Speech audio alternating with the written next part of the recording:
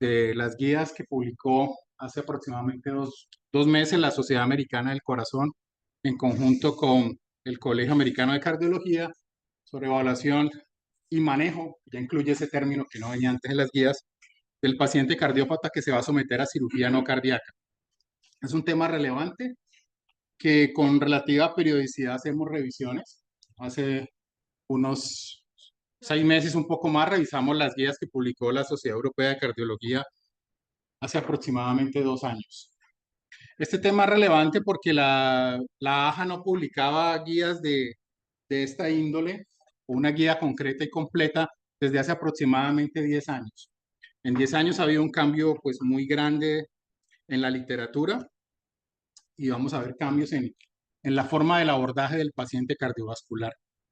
Eh, ¿Por qué? Porque perdón, hay abundante literatura y estudios en este tiempo, estudios que inclusive son pues de mayor calidad metodológica a lo que teníamos antes. Muchas de las acciones que nosotros hacíamos en valoración de riesgo cardíaco preoperatorio eran recomendaciones y consensos de expertos. Ya hay estudios muy grandes y ya con calidad de recomendaciones más altas. Probablemente no ha cambiado las intervenciones que tenemos que hacer, pero sí la forma de evaluar el paciente y de clasificarlo, llevarlo a un terreno objetivo y establecer un manejo. También estas nuevas guías incluyen unos conceptos que las guías anteriormente no tenían en cuenta. Que el primero de ellos es mirar integralmente al paciente. La mayoría de estas guías se han hecho de manera interdisciplinaria. Las guías de evaluación preparatoria de cardíaco eran muy hechas por grupos de cardiología y de medicina interna, con la participación obviamente de anestesiólogos. Hoy tenemos grupos en los que participan cirujanos, geriatras, anestesiólogos, gente involucrada, intensivistas y gente involucrada en el cuidado perioperatorio. Existen aproximadamente 18 guías publicadas por la AJA para el manejo del paciente cardiópata con tópicos de medicina perioperatoria. Esta guía trata de integrar esas 18 guías en hacerla en un solo documento, por lo cual pues puede ser un poquito difícil su digestión y entender algunas de las recomendaciones que en ellas dan. Pero pues también es una de las ventajas de eso, que ya tenemos un documento de referencia. Obviamente, en casos especiales, pues nos podemos remitir a las guías especiales. A ver, ponemos que hay una guía para marcapaso, había una guía para fibrilación auricular, había una guía de curia miocárdica, había una de valvulopatías, de manejo del paciente coronario. Entonces, estas guías nos dan esa ventaja de una integralidad, pero también pues involucra que es un texto largo, denso. Vamos a tener una charla que es bastante larguita. La hemos tratado de condensar con el doctor Andrade y hacerla lo más amena posible. Eh, Calidad de vida, o sea, no solamente clásicamente evaluamos la mortalidad por temas cardiovasculares, la aparición de mortalidad de origen cardiovascular, los famosos eventos cardiovasculares mayores adversos, pero no miramos pues qué estábamos haciendo con el paciente, de mirar su fragilidad y si realmente todo ese esfuerzo y todo lo que sometimos el paciente tiene un impacto en la calidad de vida. Entonces eso también es importante. Las guías nos enfatizan en evaluar la calidad del paciente y involucrar escalas que evalúen la fragilidad y el impacto que puede tener, como les digo, sobre la calidad de vida. Entonces, el doctor Andrade es residente de primer año, empezando, está en su primer trimestre o terminando su primer trimestre de residencia de primer año. Le colocaron un reto difícil, aunque el primer año pues es de medicina perioperatoria y la evaluación preanestésica es parte de los objetivos del primer año, pues le tocó un documento que tiene mucha información y mucha literatura de apoyo y él ha hecho un gran esfuerzo por presentárselo y condensárselo a ustedes. Bueno.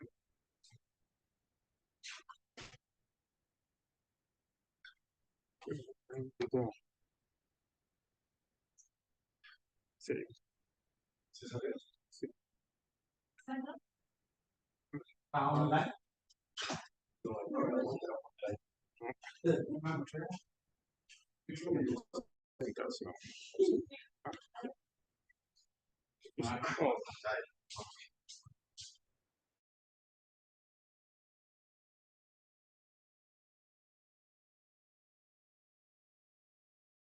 día de hoy vamos a tratar la guía para el manejo cardiovascular preoperatorio del año 2024.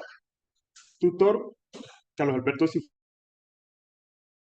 Cifuentes, anestesiólogo cardiovascular. Aquí agradezco su acompañamiento. Contenido. Introducción, epidemiología, magnitud del problema, evaluación cardiovascular preoperatoria, herramientas de predicción de riesgo cardiovascular, evaluación de la capacidad funcional, estrategias de manejo preoperatorio según comorbilidades, monitorización intraoperatoria y manejo anestésico, manejo postoperatorio, vigilancia de complicaciones. Bueno, hacer un breve repaso acerca de la calidad de las recomendaciones y la evidencia. Como sabemos, una recomendación tipo 1 tiene una fuerte asociación, ¿listo?, entre certeza, riesgos y beneficios. Tipo 2 A es razonable y el tratamiento A puede ser mejor que el tratamiento B. Tipo 2B, razonable, pero no hay diferencia en ambos tratamientos. Y tercero, recomendación 3, no se recomienda, puede ser perjudicial.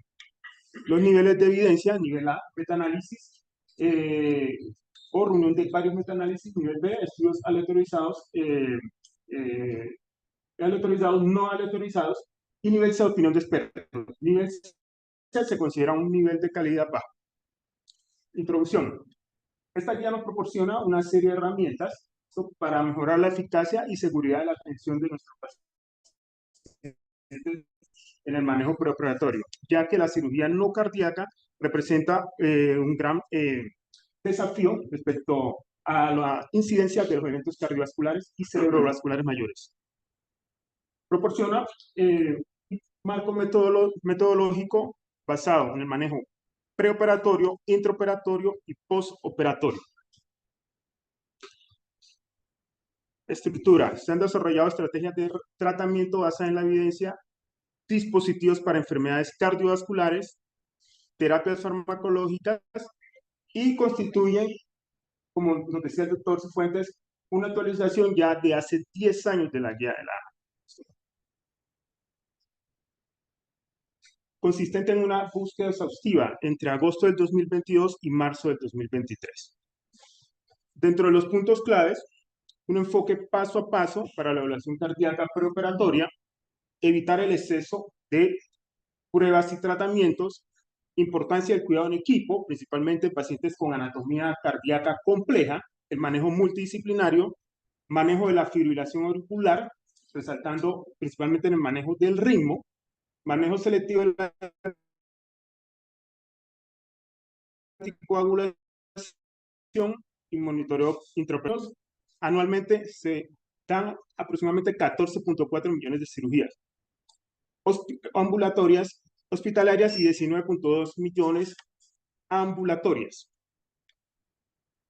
A nivel mundial, 303 millones de cirugías anualmente se hacen.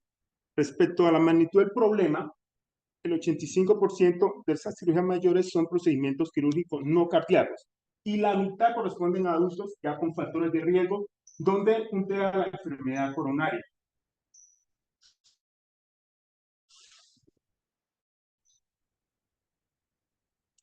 Como vemos, a nivel mundial, la cirugía ortopédica representa las que más se realizan, seguidas de la cirugía.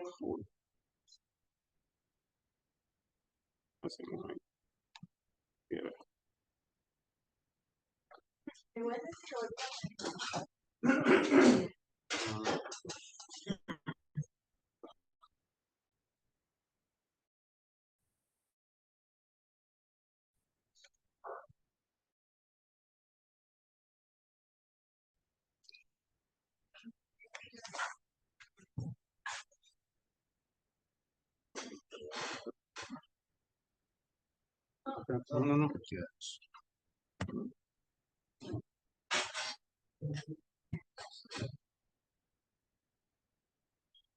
Acá,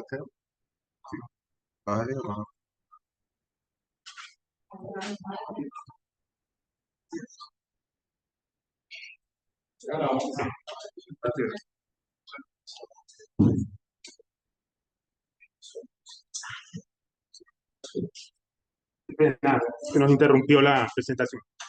Respecto a las cirugías que más se realizan, son las ortopédicas, seguido de la cirugía general y seguido de las vasculares.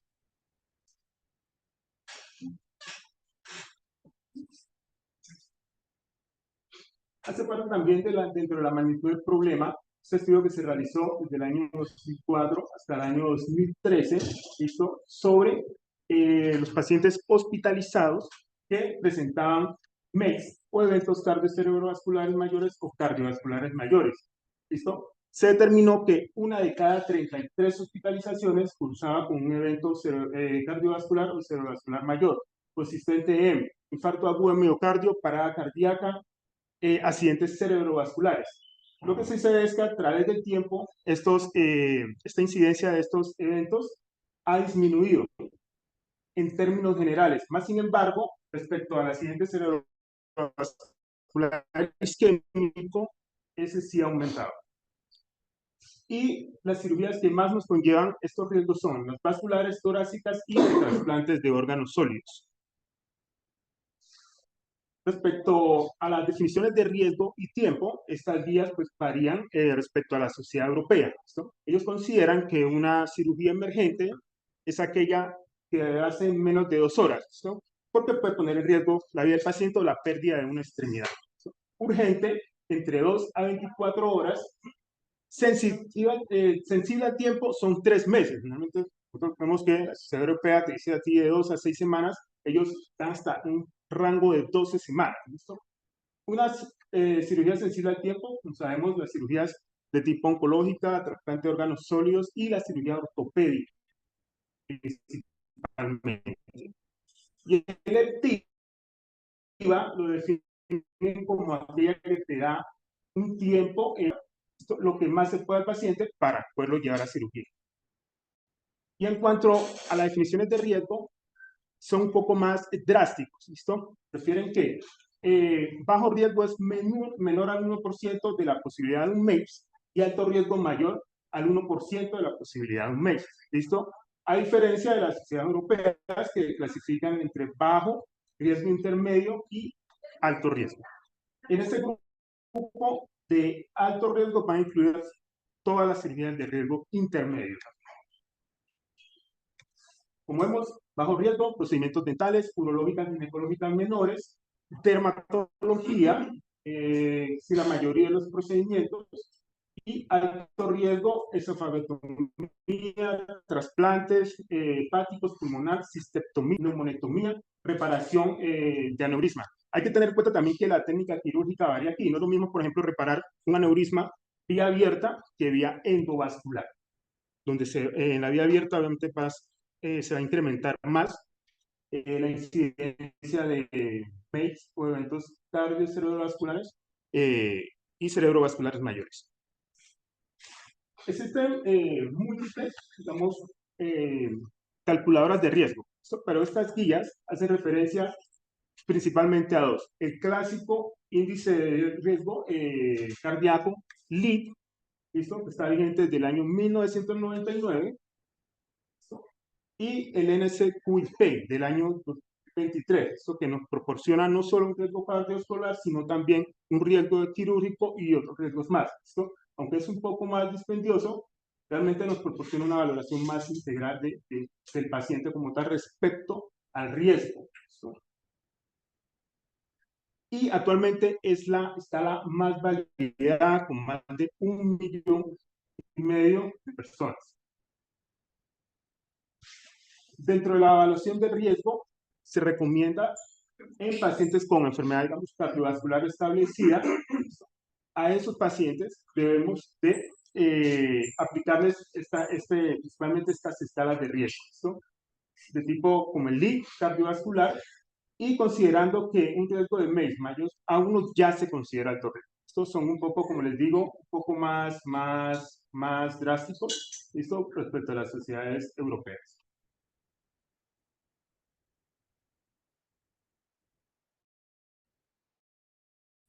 El índice clásico del isquémica, cardiopatía isquémica, falla cardíaca, diabetes mellitus, insuficiencia renal. nos brinda también la posibilidad de ocurrencia de eventos cardiovasculares y cerebrovasculares mayores, como ACV, riesgo de infarto no fatal, fibrilación ventricular, bloqueo cardíaco completo. Dentro de las ventajas del LIP, como les digo, riesgo nos predice riesgo también de edema pulmonar, fibrilación ventricular, paro cardiorrespiratorio, bloqueo completo. Y es muy práctico de usar. Dentro de las desventajas, subestima el riesgo de infarto agudo de miocardio en cirugía vascular y no incluye la mortalidad por todas las causas. A diferencia del NSQIT, que nos da una valoración mucho más discriminada del paciente. Mejor capacidad de discriminación, evalúa el riesgo de múltiples desenlaces, no validado en población externa, más sin embargo, tienen la base de datos más grande. Y dentro de las desventajas, 21 ítems que requieren más tiempo. Aquí hago citación a los MED simplemente porque las guías, pues, ellas, su capacidad funcional la evalúan basada en una equivalencia de los MED, pero no es que los MED, como digamos, otros días nos pueden decir, mayor a 4 meses, listo, ya el paciente nos va a decir, nos dice que puede tener una mayor tolerabilidad al estrés quirúrgico. Ellos lo toman simplemente como una equivalencia. La capacidad funcional, definitivamente ellos recomiendan el índice de DAS, ¿no? Para evaluarla, ¿listo? Nos da una idea de la tolerancia al estrés quirúrgico y, digamos, la incapacidad del paciente, por, digamos, 2 tramos de escalera, se asocia a un riesgo de eventos cerebrovasculares del 9.6%, un riesgo muy alto a 30 días. El índice de DAS consta de 12 ítems, ¿listo? 12 preguntas que se le deben realizar al paciente. Si ese índice de ASCII se da mayor o igual a 34, se asocia a menos eventos, con una equivalencia a 5 meses. ¿Listo? Entonces, índice de ASCII mayor o igual a 34, es lo que nosotros, digamos, decimos, no, es un paciente mayor a 5 meses, es un paciente que nos puede presentar mayor tolerabilidad al estrés quirúrgico.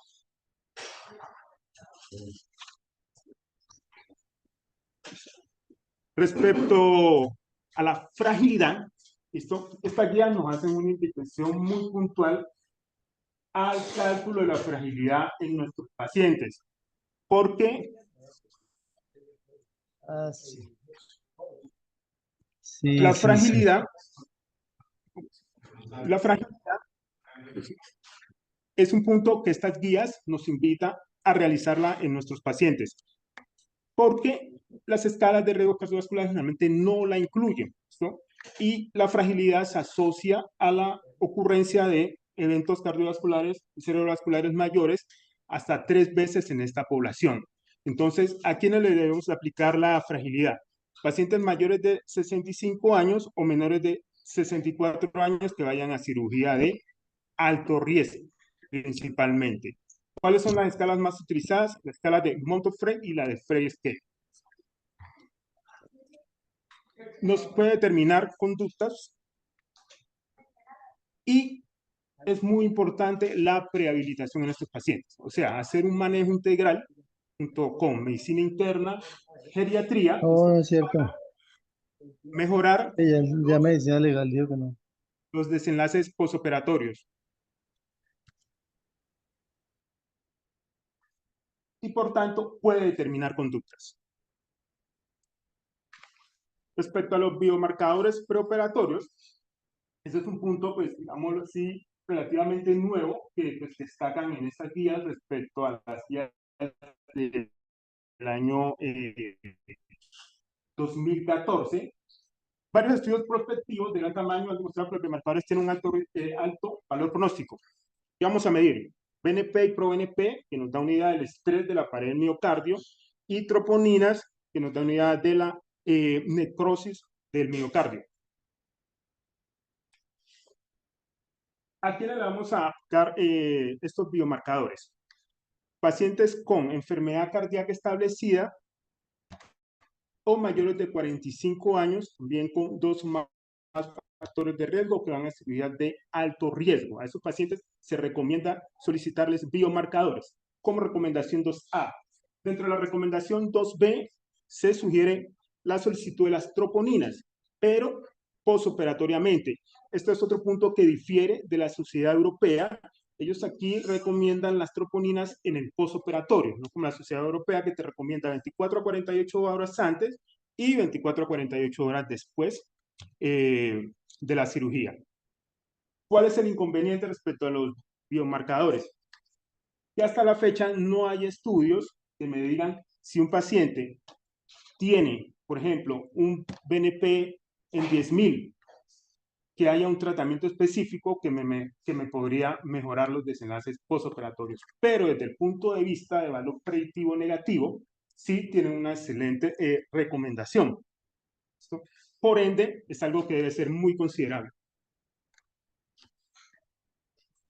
Dentro de las pruebas diagnósticas cardiovasculares preoperatorias, tenemos el electrocardiograma como recomendación A, solicitárselo a todos los pacientes que ya tienen una enfermedad cardíaca subyacente. Antecedente de infarto de miocardio, insuficiencia cardíaca, accidente cerebrovascular, síntomas como palpitaciones recurrentes, solicitarles EKG. ¿Listo? O el que ya tenga un EKG previo y tenga cambios anormales desde el punto de vista de seguimiento. ¿Listo? Y para cirugías de alto riesgo, ¿listo? Independientemente de la edad, pues recomiendan solicitarle un electrocardiograma. Pacientes de bajo riesgo, no solicitarlo. Solo cambia la conducta en el 0.04 de estos pacientes. Dentro de los hallazgos complejos, que debemos de estar alerta, supra o infradesnivel del ST, bloqueos de rama, ondas Q patológicas, inversiones de la onda T. Pero estos tres que vienen son los que más me representan cambios en la conducta. Los bloqueos AB tipo multitop o mayor, la prolongación del QT y la fibrilación auricular. Tener consideración desde el punto de vista anestésico y, por ejemplo, el manejo de medicamentos antieméticos. ¿A quiénes les vamos a solicitar ecocardiograma transtorácico? Pacientes con clínica de disfunción ventricular izquierda. ¿Listo? Disnea de aparición nueva, a esos pacientes debemos hacerlo. O estamos en el consultorio, el paciente tiene un soplo, no tengo idea qué es. A ese paciente le debemos de solicitar. O al paciente ya con enfermedad establecida que presenta exacerbación de sus síntomas. Algo que es muy importante es que ellos dicen que el paciente puede tener ya la enfermedad establecida. A esos pacientes, si están asintomáticos, no se les debe solicitar. Algo que uno ve muy común es que, por ejemplo, tenemos pacientes con menos de 6 meses con 2 ecocardiogramas, ¿listo? Independientemente, porque a veces, diagnóstico de insuficiencia cardíaca, nos asustamos, solicitamos. Entonces, aquí está el punto de no pedir pruebas, digamos, innecesarias. Entonces, pacientes con síntomas de disfunción ventricular izquierda, un soplo sin causa aparente, no tengo idea qué es, a ese paciente le voy a hacer un ecocardiograma, o ya el que tiene su enfermedad de base, pero con exacerbación de la misma. Por ejemplo, una disfunción diastólica grado 3 se puede asociar con un riesgo de MACE hasta el 70%. Respecto a la función del ventrículo derecho, recalcan principalmente evaluarla a fondo los pacientes que tienen hipertensión pulmonar, estenosis mitral e insuficiencia tricuspidea.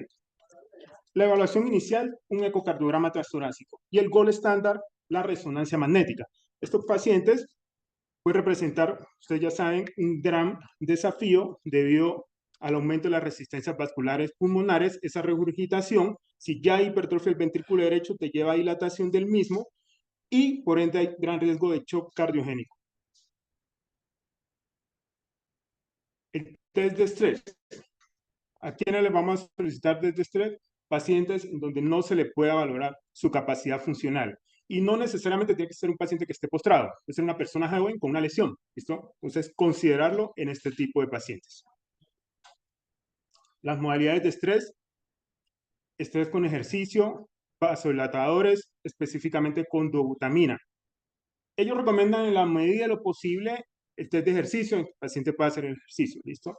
En el caso de vasodilatadores, tener mucha precaución con los pacientes que tengan hipotensión, usen metilsantinas, aminofilinas, bloqueos auriculoventricular. Y en el caso de la butamina, contraindicación, la estenosis mitral o cualquier patología que me afecte el tracto de obstrucción de salida. Y en términos generales, no enviar pruebas de estrés en pacientes con hipertensión grave, miocarditis, pericarditis, hipertensión pulmonar o sospecha de embolismo pulmonar. Dentro de la angiografía coronaria o la TAC, esta principalmente se recomienda en pacientes, digamos, que tengan una capacidad funcional desconocida y un alto riesgo cardiovascular. No se recomienda generalmente rutinaria porque más que todo ellos dicen que es para, digamos, fines diagnósticos, ¿listo? Más no lo que buscamos nosotros que nos proporcione qué pacientes van a ir, digamos, a revascularización coronaria con el fin de mejorar los resultados. Principalmente tiene un valor predictivo en negativo, ¿listo? Generalmente los pacientes en estudio con síndromes coronarios crónicos, en pacientes de riesgo intermedio, ahí se recomienda rutinariamente realizar la angiografía de coronarias, por tomografía de coronarias. Respecto a la angiografía coronaria invasiva, realmente no se recomienda de rutina, ¿listo? Para estos pacientes. Al parecer, la revascularización no mejora los desenlaces posoperatorios, que nos nombran en algunos apartados de la guía, en algunos no son concluyentes respecto a la angiografía. Y a lo largo del tiempo se ha mantenido esa controversia también respecto a este paraclínico. La ergoespirometría se recomienda principalmente en pacientes con intolerancia al ejercicio, con el fin de estudiar la etiología a la intolerancia del mismo. Bueno, hasta aquí en síntesis, ¿cómo vamos a abordar desde el punto de vista perioperatorio a nuestros pacientes? ¿Listo? Entonces, paciente con riesgo cardiovascular, factores de riesgo o síntomas, si el paciente no los presenta, va a cirugía. En caso de una cirugía de emergencia, menos de 2 horas, debemos definir, debe ir a cirugía. En caso de que no, evaluar si el paciente presenta con lo que nosotros llamamos condiciones cardíacas activas, infarto agudo de miocardio, arritmias inestables o descompensación de la falla cardíaca. ¿Listo? Si la presenta, debemos de obtener un manejo multidisciplinario, optimizar ese paciente lo que más se pueda, ¿listo? O brindar tratamiento paliativo en caso de que no.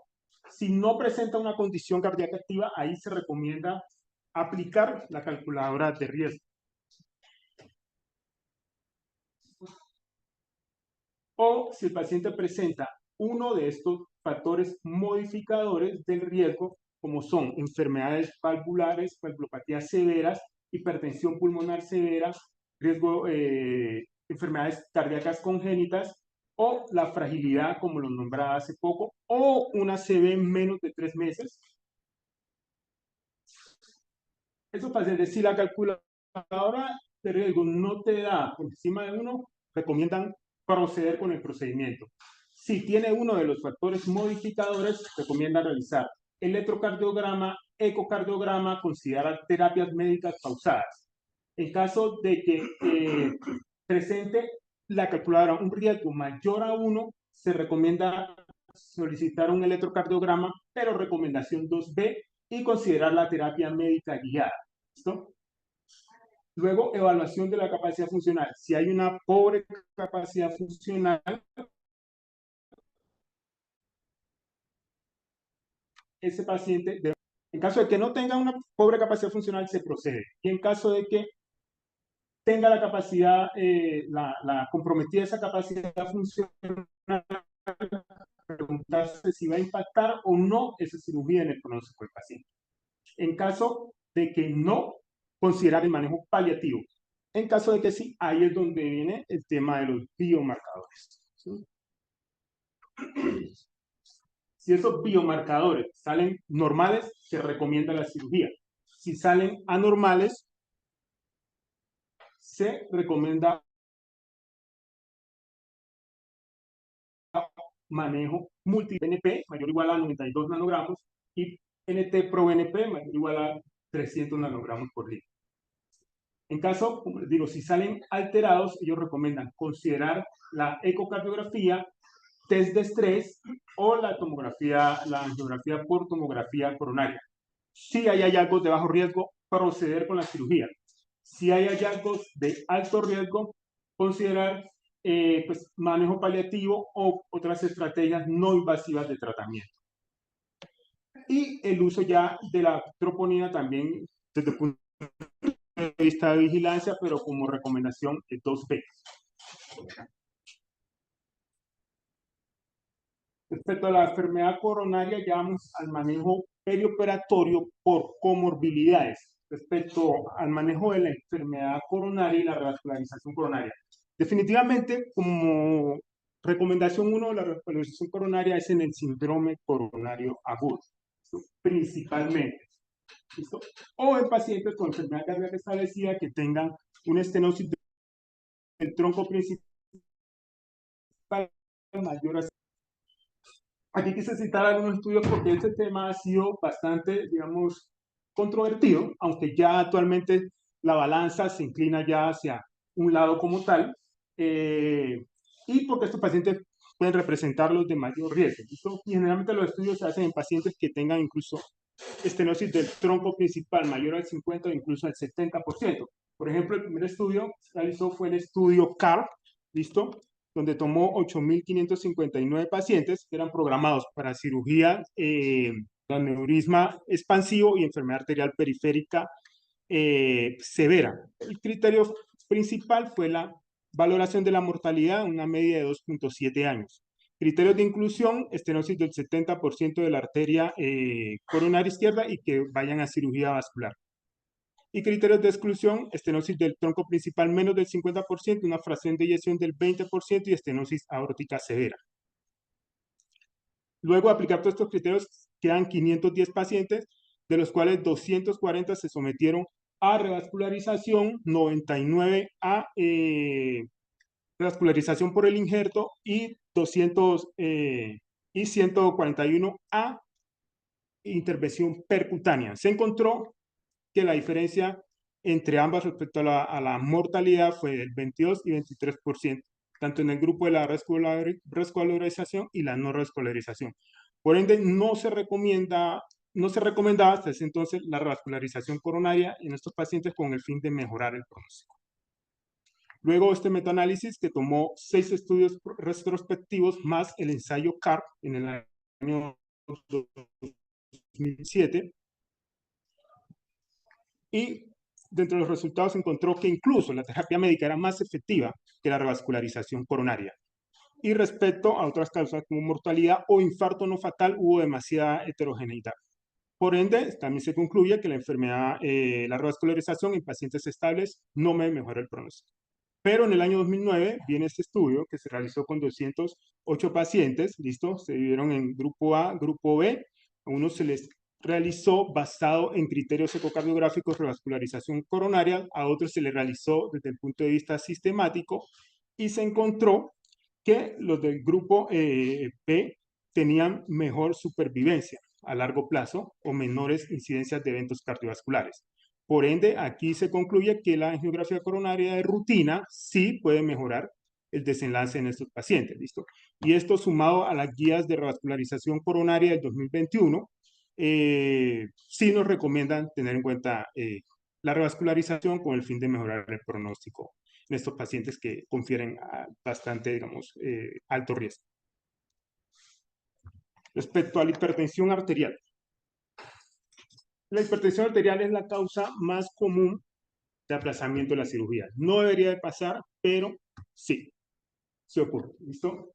Entonces, recomiendan, independientemente de cualquier antihipertensivo, más adelante vamos a hablar de los antagonistas de los receptores de angiotensina, continuar la terapia hasta el día de la cirugía. ¿Listo? En pacientes con alto riesgo, con presiones de 180 a 110, ellos no recomiendan a cirugía porque se va a alterar lo que es la perfusión coronaria, aumento de la demanda de oxígeno y riesgo de MACE, infarto agudo de miocardio. Dentro del intraoperatorio y postoperatorio, como recomendación tipo 1, recomienda mantener presiones arteriales medias de 60 a 65 o mayor y presión arterial sistólica mayor o igual a 90. Evitar la hipotensión y en el postoperatorio reiniciar el manejo antihipertensivo lo más pronto posible. Lo más pronto posible. Respecto a la insuficiencia cardíaca. La insuficiencia cardíaca tiene el inconveniente que independientemente de la fracción de eyección, se va a asociar a alto riesgo de mortalidad y más marcadamente en aquellos que tienen fracciones de eyecciones menores al 30%. Respecto al tratamiento, recomendación 1, suspender los ICGLT2, ¿listo? Inhibidores de contracostado sólido glucosa, ¿listo? De 3 a 4 días. ¿Listo? Y en pacientes que, digamos, vayan a cirugía con falla cardíaca compensada, digamos, 2B, recomendación suspenderlos también. En un estudio de 38.047 pacientes, encontró que la insuficiencia cardíaca tanto isquémica como no isquémica se asociaba a una mortalidad del 9.3 y 9.2 respectivamente. Respecto a la cardiopatía hipertrófica. La cardiopatía hipertrófica es una enfermedad autosómica dominante con una frecuencia en los Estados Unidos de 1 por 500 personas. Representa un gran desafío desde el punto de vista fisiopatológico. ¿Listo? En estos pacientes, no considerar el uso de ionotrópicos positivos y evitar la taquicardia, con el fin de que no se vaya a disminuir ese llenado diastólico, porque puede ser deleterio. En estos pacientes debemos de continuar los beta bloqueadores, tener en cuenta los calcio antagonistas, evitar tanto la hipovolemia y la reducción de la precarga y reducción de postcarga. Y como les decía, evitar definitivamente la taquicardia en este tipo de pacientes. Preferir vasopresores por encima de ionotrópicos.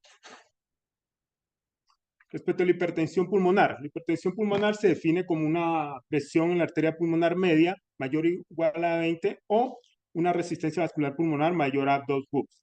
En estos pacientes, como recomendación 1, no suspender el tratamiento incluso hasta el día de la cirugía. Hacen referencia principalmente a los pacientes de tipo 1, ¿listo? Que están dentro del grupo de las causas idiopáticas, farmacológicas e infecciosas de la hipertensión pulmonar.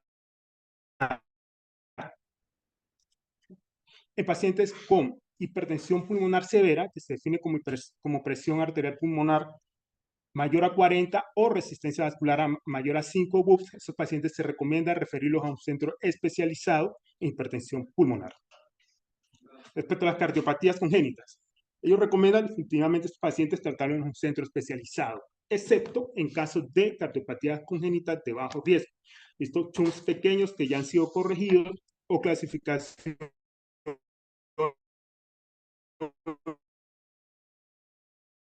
de riesgo intermedio o alto riesgo, por ejemplo, comunicaciones interventriculares, comunicaciones interauriculares, transposición de grandes vasos, compromiso de la clase funcional 2 a 4, referir ese tipo de pacientes. O alto riesgo como presencia de ventrículo único, cardiopatías cianosantes, referir a esos pacientes a un centro especializado.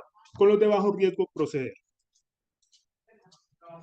Respecto a los dispositivos de asistencia ventricular izquierda, pacientes, digamos, con insuficiencia cardíaca avanzada, debe hacerse un manejo multidisciplinario, ¿listo? Hay que tener cuidado con estos pacientes porque también vienen anticoagulados, ¿listo? O los pacientes con trasplante cardíacos, tener en cuenta que también son denervados, hay denervación cardíaca. Entonces hay que tener consideraciones especiales también con este tipo de pacientes. Respecto a las cardiopatías valvulares, la estenosis aórtica, como recomendación 1, estenosis aórtica severa, se recomienda corrección quirúrgica antes de llevar a la cirugía cardíaca. ¿Listo? En casos de sospecha elevada de estenosis severa, solicitar ecocardiograma transtorácico. Y en pacientes asintomáticos con función conservada del ventrículo izquierdo, si van a procedimientos de bajo riesgo, considerar la realización del mismo. Dentro del algoritmo de la estenosis severa, aórtica severa, se va a requerir un manejo multidisciplinario. Si el paciente está cursando no está cursando con síntomas, solicitar ecocardiograma. Si la fracción de eyección está por el 50% y el paciente puede presentar alto riesgo, en caso de que no, vamos a proceder con la cirugía. La fracción de eyección juega un papel importante aquí. Si es menos del 50%, considerar la corrección quirúrgica. Si el paciente, digamos, tiene una clase funcional, considerar si va a TAVI, listo, reemplazo por transcatéter o por cirugía abierta. En caso de que, digamos, se dice urgido de tiempo, ellos recomiendan la realización de la valvuloplastia con balón en estos pacientes.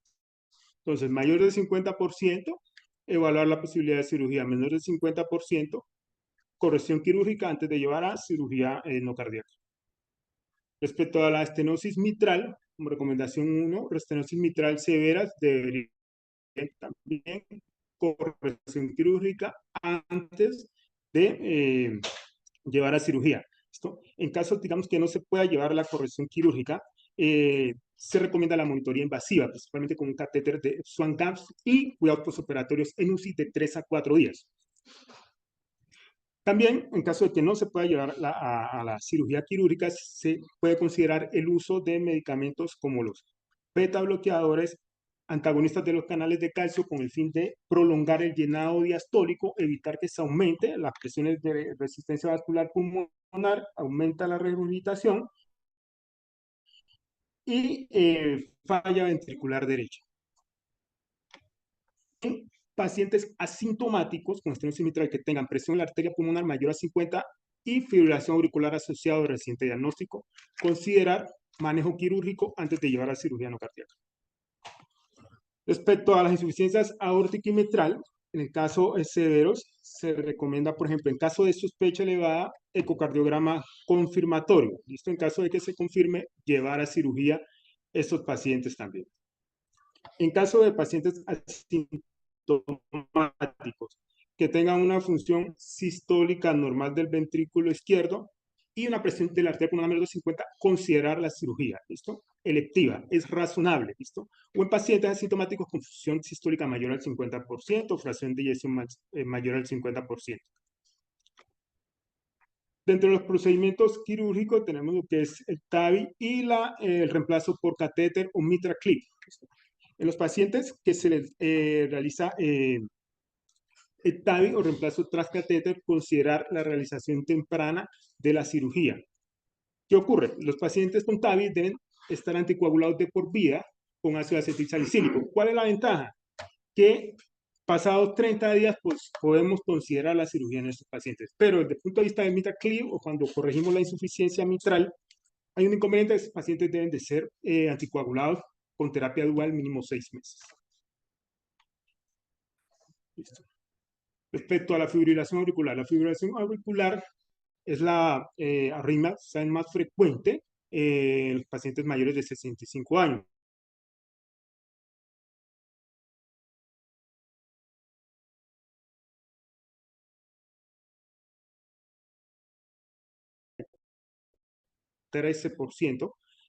Principalmente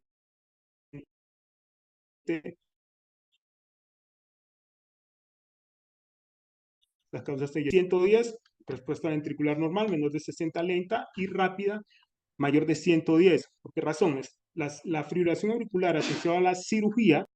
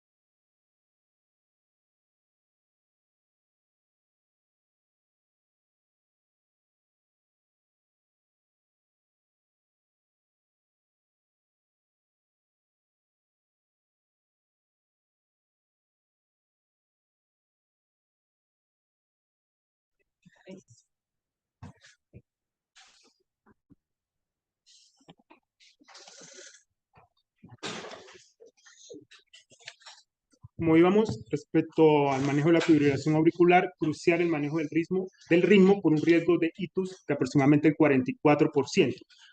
La FA postoperatoria se representa un 15% de la incidencia y una recurrencia a 5 años del 39%.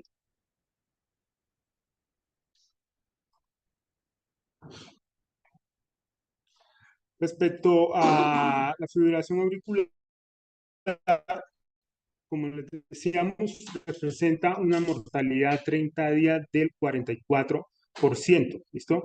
Por eso en estos pacientes la terapia anticoagulante se debe considerar sopesando pues, los riesgos, tanto trombóticos como sangrados. La terapia anticoagulante puede disminuir el riesgo de ictus hasta un 48%, ¿listo? Y en el alta debe ser fundamental el seguimiento a estos pacientes. Respecto al accidente cerebrovascular isquémico, tiempo para considerar la cirugía debe ser menos a 3 meses por el tema de la inflamación, el tema de la mejoría de los mecanismos de autorregulación cerebral. Ese es el periodo que debemos de considerar para llevar a un paciente con antecedente de accidente cerebrovascular isquémico debido a que la recurrencia, si se hace menos de ese tiempo, es muy alta. Otro tema, la apnea obstructiva del sueño, ¿listo? Así como hablamos de la fragilidad, la apnea obstructiva del sueño debe considerarse, ¿listo? Hay una incidencia de entre mayores de 40 a 60 años en el hombre de 34% respecto a la mujer de 17% que cumplen criterios de apnea obstructiva del sueño. Por eso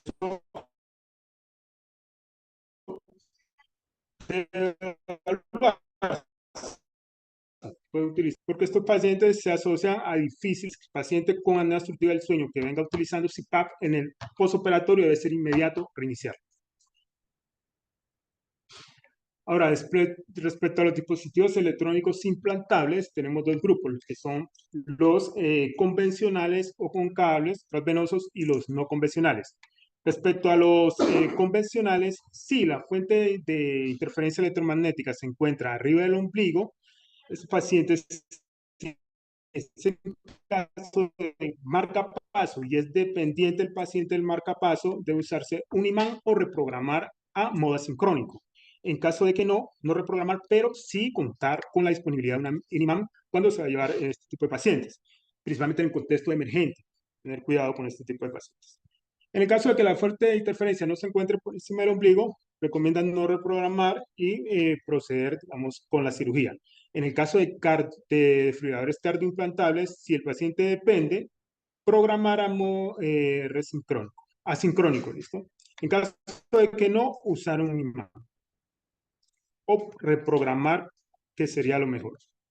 En el caso de los no convencionales, ¿listo? O que no utilizan cables o electrodos, si el paciente tiene marcapasos y la fuente está por encima del ombligo, reprogramar.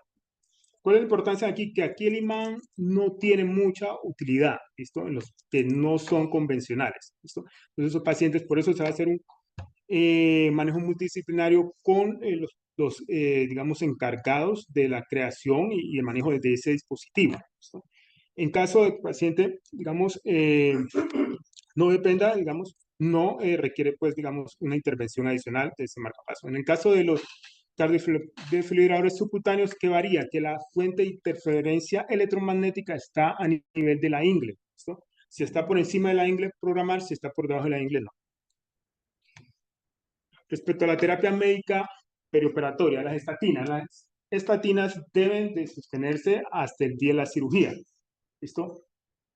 No se ha demostrado hasta ahora que las estatinas en un paciente, digamos, dentro de la evaluación perioperatoria, represente un alto riesgo iniciarlas y que vaya a mejorar el desenlace postoperatorio, no. Si ya las viene tomando, continuarlas. O tú se la puedes iniciar en el perioperatorio, pero no con fines de que vas a mejorar los desenlaces, sino ya en el largo término, ¿listo? Entonces, pacientes con un riesgo mayor a 10 años, mayor a 7.5, una hipercolesterolemia aislada, un LDL mayor a 190, tú lo puedes iniciar, ¿listo? Pero ya para que el paciente maneje su alto riesgo independientemente del desenlace quirúrgico. ¿Listo? Pero no se deben suspender. Respecto a los inhibidores del eje renina-angiotensina, la única indicación para suspenderlos 24 horas es paciente que está estable y va a cirugía mayor. Esa es la única indicación que se considera suspender en este tipo de pacientes. No hay, pues no suspenderla en otra, digamos, indicación. Suspenderlos por el alto riesgo de descompensación de la misma.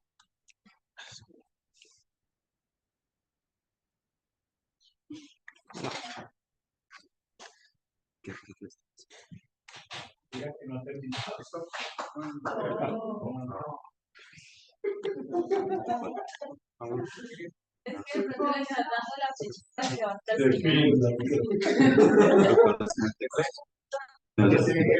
Nada, vamos a ver.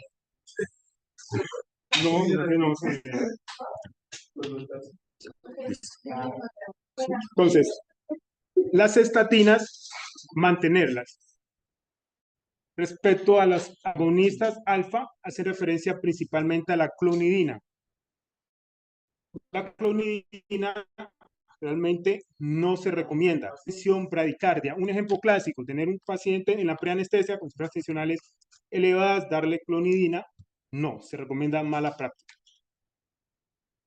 Respecto a los bloqueadores de los canales de calcio, estos se deben continuar hasta la cirugía, ¿listo? Hay ciertos estudios observacionales que sugieren el riesgo de hipotensión, pero pues no son concluyentes, ¿listo? Más sin embargo, sí se recomienda tener la consideración, ¿listo? En el caso del uso de las diropiridinas de hipotensión y las no diropiridinas de bradicardia, pero también los podemos continuar, al igual que las estatinas y los antagonistas de los receptores de angiotensina, excepto en paciente estable que va a cirugía mayor. Respecto a la terapia antiplaquetaria, ¿listo? ¿Qué consideraciones debemos de tener? Para el inicio de la misma, siempre tener un equipo multidisciplinario, porque hay que sopesar los riesgos trombóticos con los riesgos hemorrágicos.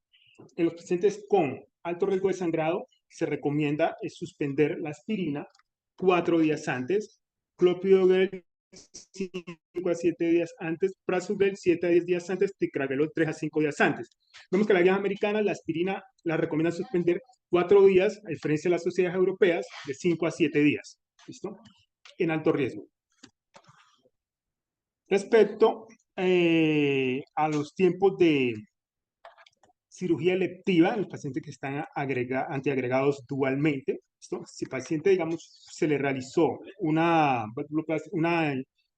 intervención percutánea con balón sin uso de stem, ese paciente se podría llevar a cirugía posterior a 14 días. Si se le pone un stem convencional o metálico, 30 días. ¿Listo?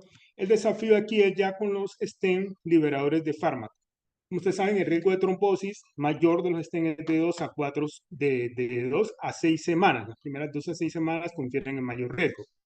Si el paciente tiene un síndrome coronario agudo, no llevar a cirugía electiva como recomendación 1 hasta al menos un año. Sí, es una cirugía sensible al tiempo, antiagregación dual por 3 meses, luego de 3 meses suspender el segundo antiagregante. ¿Listo? Si es menos de 30 días, definitivamente no suspender la antiagregación dual. En caso del síndrome coronario crónico, nos recomiendan, en caso de cirugía electiva, 6 meses como mínimo de la terapia dual. Respecto a la sensible al tiempo, 3 meses y menos de 30 días, tampoco suspenderla. Algo que me llamó la atención aquí dentro de las recomendaciones es que, digamos, el paciente que se le ha hecho intervención percutánea previa, digamos, y padece una enfermedad, una fibrilación auricular y está anticoagulado con monoterapia, a ese paciente, si va a una cirugía electiva, se le puede hacer terapia puente con ácido acetil salicílico, lo que ellos recomiendan aquí. ¿Listo? No es necesariamente que esté anticoagulado dual, sino que si está en monoterapia, por ejemplo, una fibrilación auricular, y va a un procedimiento electivo, ellos recomiendan como uno, eso es una de las cosas nuevas en esta guía, hacer terapia puente con ácido acetil salicílico. ¿Listo? En los pacientes con terapia anticoagulante dual, si van a cirugía electiva con antiplaquetarios intravenosos, ¿listo? Si es menos de 6 meses, si tienen un stem, exactamente, un stem liberador de fármacos, ¿listo? Entonces, llama la atención que ellos recomiendan en monoterapia con anticoagulantes hacer terapia con ácido cítrico salicílico, la podríamos reemplazar en ese caso. Ah,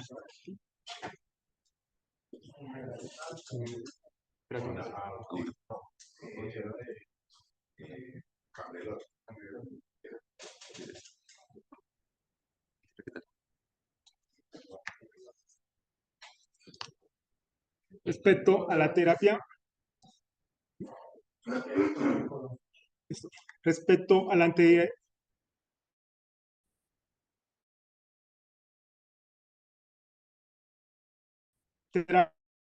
tiene un aclaramiento renal del 85%. Por ende, va a ser el anticoagulante que vamos a suspender con mayor anterioridad, principalmente en cirugías del neuroeje. Tener en cuenta el bajo, moderado y alto riesgo trombótico, ¿listo? Para así mismo, mirar qué estrategias vamos a tomar, ¿listo? Como vemos, bajo riesgo trombótico, pacientes con tromboembolismo pulmonar mayor a 12 meses, si tiene fibrilación auricular, un CHASVAPS de 1 a 4, si tienen una válvula mecánica aórtica, se considera bajo riesgo. Moderado, si tiene un tromboembolismo pulmonar de 3 a 12 meses, un CHASVAPS de 5 a 6 en el caso de la fibrilación auricular, ¿listo? Y también si tiene una válvula aórtica mecánica con 2 o más factores de riesgo. En el alto riesgo, un tromboembolismo menor a un mes, un CHASVAPS por encima de 7 o una válvula mecánica mitral. Respecto a los riesgos de sangrado, ellos clasifican riesgo de sangrado bajo menor al 1%. ¿Listo? Procedimientos de catarata, cámara anterior del ojo, procedimientos dermatológicos, esodoncia menos de 3, se consideran bajo riesgo. Riesgo intermedio del 1 al 2%. ¿Listo? Y riesgo alto mayor al 2%. Dentro de los anticoagulantes se recomienda, digamos, la terapia puente con heparina 2A en el caso de alto riesgo trombótico en manejo con vitamina K. Bueno, esta tablita muy práctica respecto a los tiempos de suspensión de los anticoagulantes. Algo común es que en todos los casos de mínimo riesgo no se debe suspender ninguno. ¿Listo? En el caso de alto riesgo respecto al apisaban, endosaban y rivarosaban, suspender 2 días antes en el alto riesgo. Bajo moderado riesgo, 1 día antes. Apisaban, endosaban, rivarosaban con tasa de filtración glomerular menor a 30, en alto riesgo 3 días antes, bajo y moderado riesgo 2 días antes. El dabigatran con tasas de filtración glomerular mayor a 50, suspender 2 días antes, en moderado o bajo riesgo 1 día antes. Pero en tasas de filtración glomerular menor a 50 es el anticoagulante que más tiempo nos va a llevar, digamos, para suspender en este tipo de pacientes. 4 días antes en alto riesgo y bajo moderado riesgo 2 días antes. En cirugía de neuroeje, incluso hasta 5, 6 días el dabigatran. Respecto a la warfarina, ¿listo? Suspender 5 días antes, en alto riesgo trombótico, considerar la terapia puente a partir del día 3, reiniciarla 24 horas luego del procedimiento. Respecto a los betabloqueadores, los betabloqueadores se deben mantener hasta el día de la cirugía. ¿Listo? Desde el punto de vista de recomendación 2B, si se va a iniciar betabloqueadores, por ejemplo, un paciente que en el preoperatorio te presenta una fibrilación auricular de reciente diagnóstico, debe ser como mínimo 7 días. Y sí va a haber impacto en los desenlaces postoperatorios. Si tú inicias un betabloqueador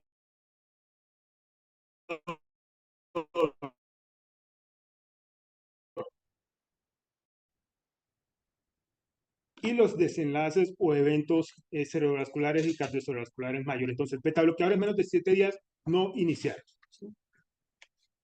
Respecto al manejo preoperatorio de la glucosa, definitivamente la medida pues estándar es la hemoglobina glicosilada. ¿Listo? ¿Qué recomiendan ellos? Aunque hay múltiples estudios que son controvertidos respecto al valor que se debe considerar para posponer, las guías americanas recomiendan un valor mayor o igual a 8, posponer la cirugía, diferirla. Si estás en el contexto de una cirugía sensible al tiempo, no se debe posponer, se debe optimizar, teniendo en cuenta que cifras de glicemia mayor o igual a 200 se pueden asociar a muerte, eventos cardiovasculares y muertes por todas las causas hasta 2 veces.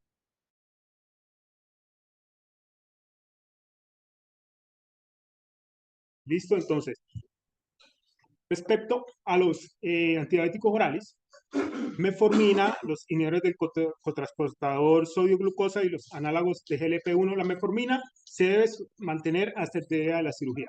Ese tema de la acidosis láctica definitivamente ha quedado derivado, ¿listo? Se debe sostener la metformina, incluso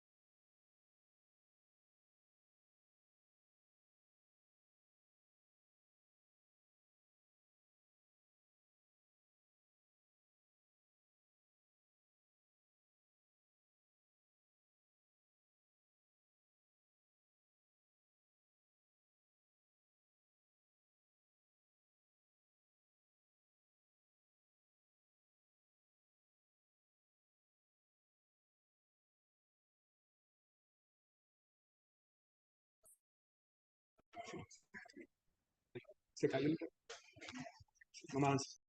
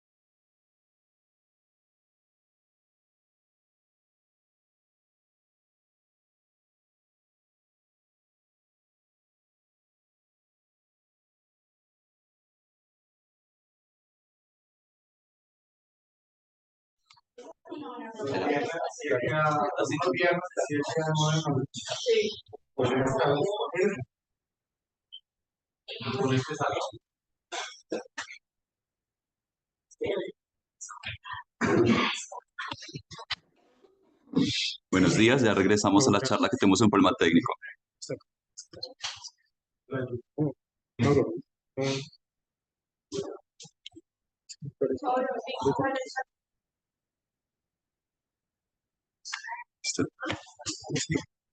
Pero un momento mientras solucionamos un problema técnico, la charla se va a regrabar y se va a subir al canal de YouTube. Mil disculpas, el día de hoy hemos tenido múltiples inconvenientes, ¿listo? Con la red. La conexión de la red ha estado presentando múltiples fallas. Como íbamos respecto a los análogos de GLP-1, por el tema del retardo del vaciamiento gástrico, si es de uso diario, 24 horas.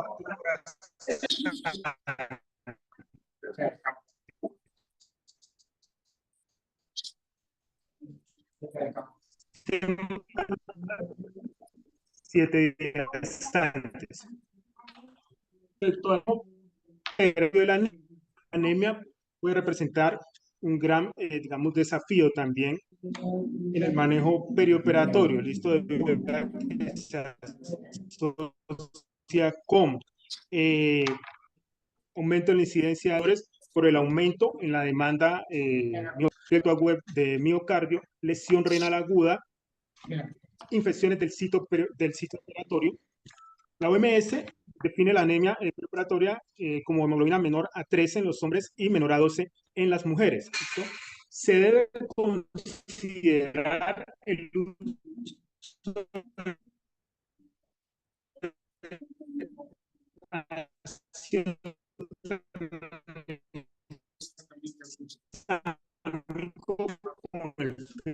de reducir las pérdidas sanguíneas y la necesidad de transfusión, que también puede resultar deletério.